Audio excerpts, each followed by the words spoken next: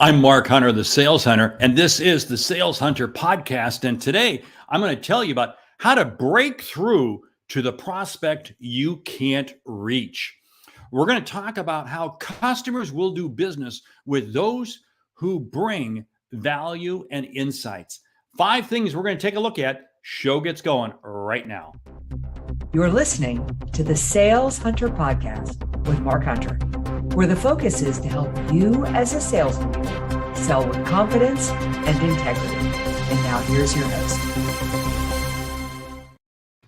When it comes to closing deals, Calendly knows how important maintaining momentum is for your sales team. Calendly provides the automation you need to connect with your best leads faster and schedule every meeting throughout your sales cycle. Prevent scheduling delays that stall deals and let your team focus on what they do best, driving revenue. Request your demo of Calendly today. And that's one of the tools one of the ways that you talk about, hey, how do you break through to the prospect you can't reach? Let's get into it. I said I was going to share with you 5 things. Let's move quickly. I want you to look at 5 things. I want you to ask yourself 5 questions. Why am I sending it? I'll come back and unpack these in a second. 2, who am I sending it to? 3, what am I sending? Is it relevant to them? 4, how am I sending it? Email, phone, mail, social media. And 5, when am I sending it? Timing is everything. Hey, here's something to keep in mind. Then I'm going to come back and unpack each one of these. It's not about you. You have to be seen as an industry expert. You see, prospecting is not about closing the sale. Prospecting is about creating trust. It's creating a connection. It's demonstrating competence. It's not about what you sell. It's about who you are and how you can help the other person. Let's back up. Let's go back and talk about these 5. Why am I sending it? Why is this person deemed even a prospect you should? Do they fit your ICP? I talk about this a lot, ideal customer profile, but I can't stress it enough.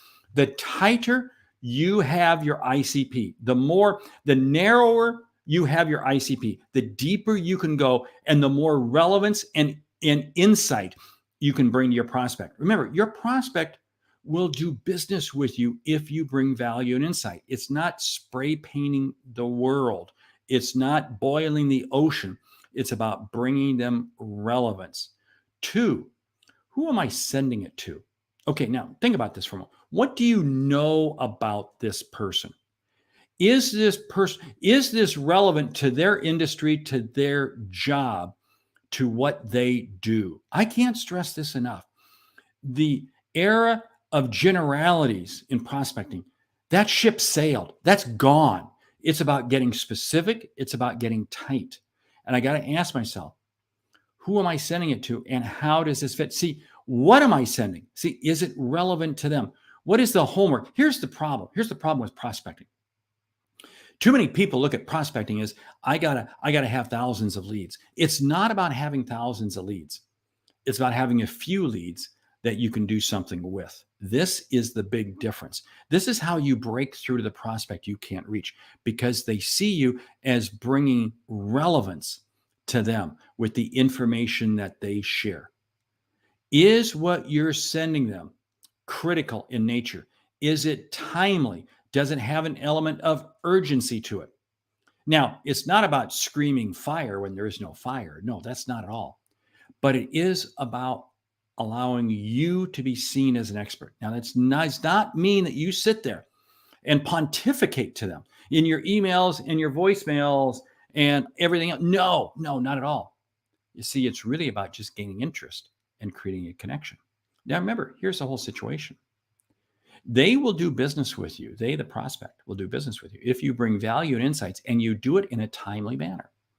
This is where your correspondence with them, however you send it, has to be short, it has to be brief, has to be tight. And that takes us to number 4. How am I sending it? Email, phone, mail, social media, whatever. You see, I got to make sure that I'm communicating with them on their platform, not on my platform. I may prefer text messaging, but maybe they don't. I may prefer email, but maybe they do prefer text messaging. I had this just happen to me today. person I was reaching out to said, hey, let's text. They prefer text. Text is the vehicle I'm going to use to respond to them and ultimately get a meeting with them. Now, here's the situation though. They said that because the information I had shared with them already was deemed valuable and they saw me on social media.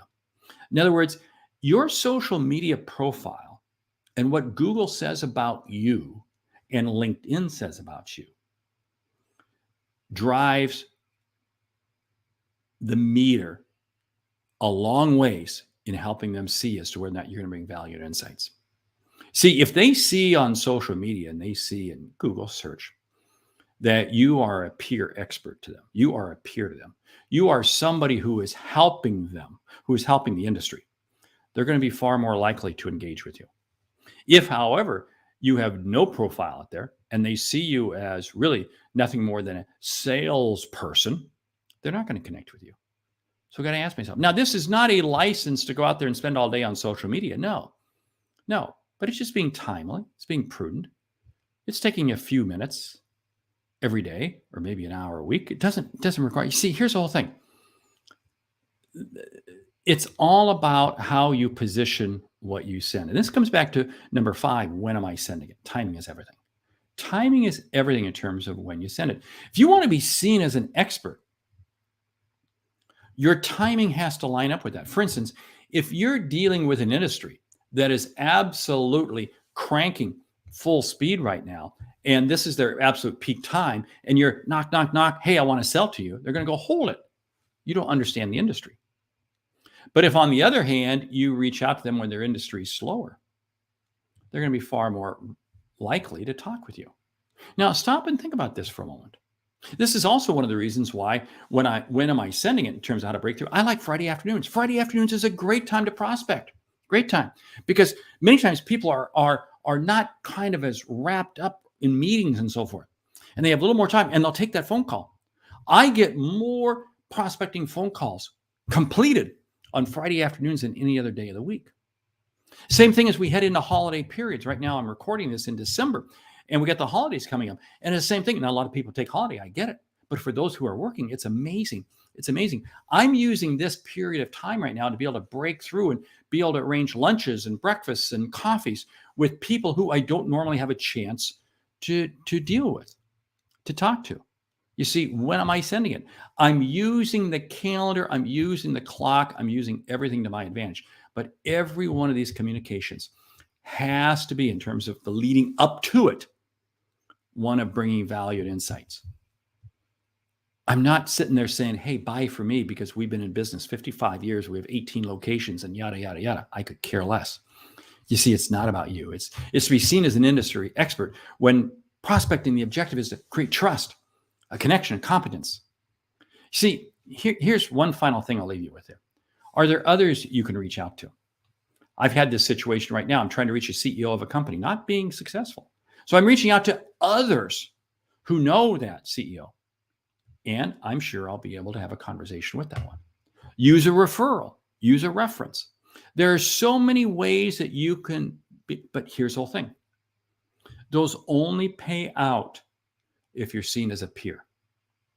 If you're seen as somebody who is willing to take the time to establish the relationship, to create the opportunity to serve, then you'll have the ability to sell. Hey, I wanted to share with you right there today how to break through to the prospect you can't reach. I want to say thanks for listening, and thank you, Calendly, for sponsoring today's show and continuing to help sales teams focus on driving revenue. Prevent scheduling delays that stall deals and let your team focus on what they do best, driving revenue. Request your demo of Calendly today. Hey, I do trust today's episode has been beneficial. And hey, would you do me a favor? Take a moment, leave a review, because it's how we gain more. It's really how we get the show out to more people, by you leaving a review on your favorite podcast app. Each week you get 2 shows, one a short sales insight from me, and the second an interview with a leading sales expert. Hey, the Sales Hunter Podcast, your answer to cutting edge insights. I'm Mark Hunter. Thanks for listening.